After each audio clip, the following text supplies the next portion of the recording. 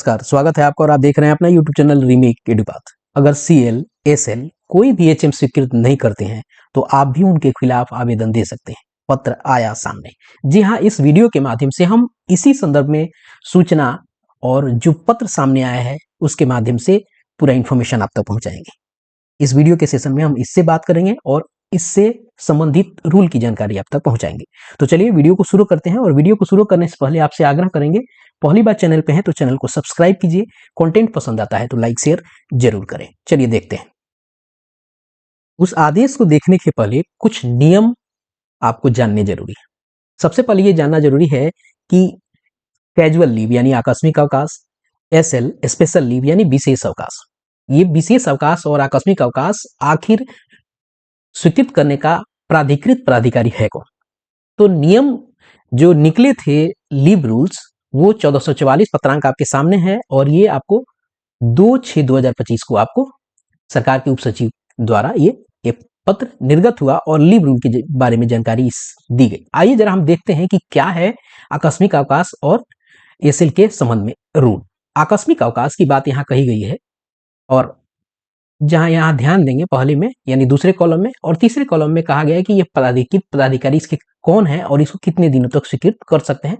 जरा मैं नीचे कर देता हूं, इसको देख लीजिए। यहाँ स्पष्ट लिखा हुआ है कि अवकाश स्वीकृत हेतु सक्षम प्राधिकार एवं ऐसे आवेदन पर विचारण हेतु अधिकतम अवधि। अब आकस्मिक अवकाश आप सबको पता है कि सामान्यतः प्रत्येक कैलेंडर वर्ष में 16 दिन अनुमान्य होगा, ठीक है। अब इसको कौन अधिकारी चाहे कौन कर्मी इसके लिए प्राधिकृत है, कौन ऑफिसर इसके लिए प्राधिकृत है। अब देखना है, सहायक शिक्षक, विशिष्ट शिक्षक, विद्यालय अध्यापक के मामले में विद्यालय प्रधान एवं प्रधानाध्यापक और प्रधान शिक्षक या प्रभारी प्रधानाध्यापक के मामले में प्रखंड शिक्षा पदाधिकारी आपको इसके लिए प्राधिकृत अधिकारी है। यानी जो शिक्षक है उनके लिए उनके प्रधानाध्यापक और प्रधान शिक्षक, और जो प्रधानाध्यापक हैं और प्रधान शिक्षक हैं या प्रभारी प्रधानाध्यापक हैं उनके लिए प्रखंड शिक्षा पदाधिकारी प्राधिकृत सक्षम आपको पदाधिकारी हैं आकस्मिक अवकाश स्वीकृत करने के। अब देखिए उसकी कालावधि क्या है। आवेदन समर्पित करने की तिथि को सक्षम प्राधिकार द्वारा इस पर निर्णय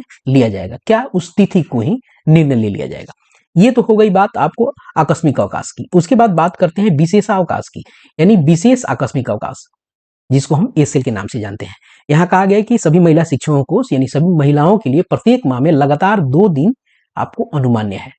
क्लियर है। अब देखते हैं इसके लिए कौन पदाधिकारी इसके लिए प्राधिकृत है।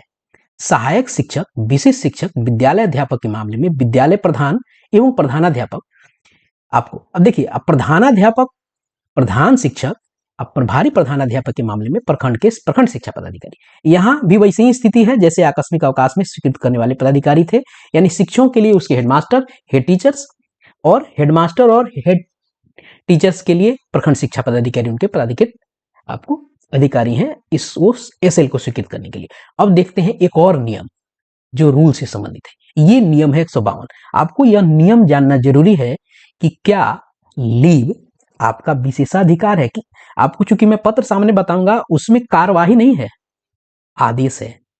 उस आदेश में क्या कहा गया है उससे पहले ये जानना जरूरी है। एक तो आपको मैंने बता दिया कि कौन अधिकारी प्राधिकृत हैं आपके SL और CL के लिए। अब एक नियम रूल जो है वो 152 है जिसे आपको जानना जरूरी है।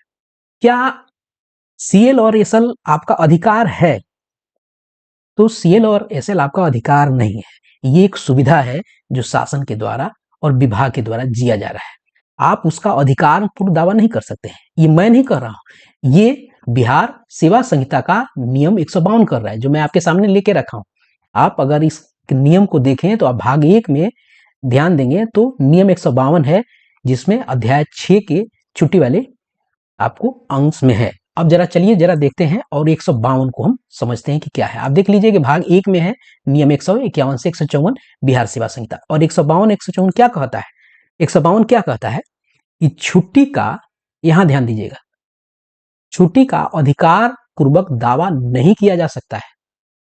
यानी आपका अधिकार वो नहीं है, आपको मिलने वाली वो सुविधा है। ये जो प्राधिकारी है उस पर ये डिपेंड करता है। यदि लोक सेवा के लिए नितांत आवश्यक हो तो छुट्टी देने के लिए शक्तिमान प्राधिकारी अपनी विवेक से किसी प्रकार की छुट्टी अस्वीकृत या रद्द कर सकता है। इसीलिए मैंने बताया कि पहले तो शक्तिमान पदाधिकारी कौन है, इसे आपको जानना जरूरी था।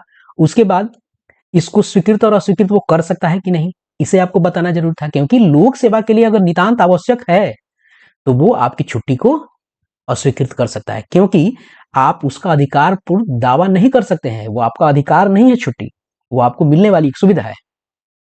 ये चीजें हो गई। अब चल के देखते हैं कि आदेश आखिर आया क्या है। इन दो चीजों को जानना जरूरी है, नहीं तो सिर्फ एक पक्ष अगर हम रखेंगे तो वो चीजें कहीं से न्यायपूर्ण नहीं होगी। एक आदेश है और ये है जिला कार्यालय, ये जिला शिक्षा पदाधिकारी वैशाली की। अब विभाग शिक्षा विभाग के कार्यालय से है और ये पत्रांक आपको दिख रहा है 5494 और 27/12/2024 को ये आपको पत्र निर्गत हुआ था। अब ये पत्र जब निर्गत हुआ था तो क्या था, जरा देखते हैं।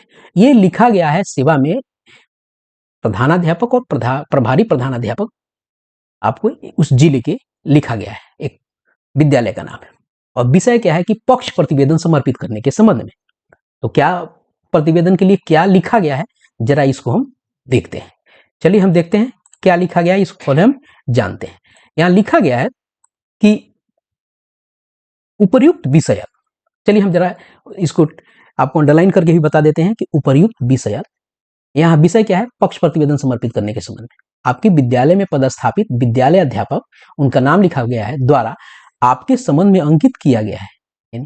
उनके द्वारा जब भी आपको आकस्मिक अवकाश का आवेदन समर्पित किया जाता है, आपके द्वारा उसे रद्द कर दिया जाता है, यानी उसे आप अस्वीकृत कर देते हैं। आकस्मिक अवकाश के आवेदन को एक दिन के विशेषावकाश में आप परिवर्तित कर दिया जाता है एवं अवकाश स्वीकृत करने में आनाकानी करने का गंभीर आरोप लगाया गया है, छाया प्रति संलग्न। साथ ही आपके द्वारा उनके साथ इस तरह का व्यवहार करने के कारण अधोहस्ताक्षरी से आकस्मिक अवकाश की स्वीकृति हेतु अनुरोध किया गया है, जबकि विद्यालय में पदस्थापित सभी शिक्षकों विद्यालय अध्यापक के आकस्मिक अवकाश की स्वीकृति हेतु आप सक्षम प्राधिकार है। सक्षम प्राधिकार की बात आ गई, मैंने आपको बता दिया, ये आपको विद्यालय अध्यापक है। आगे हम इसको देखते हैं।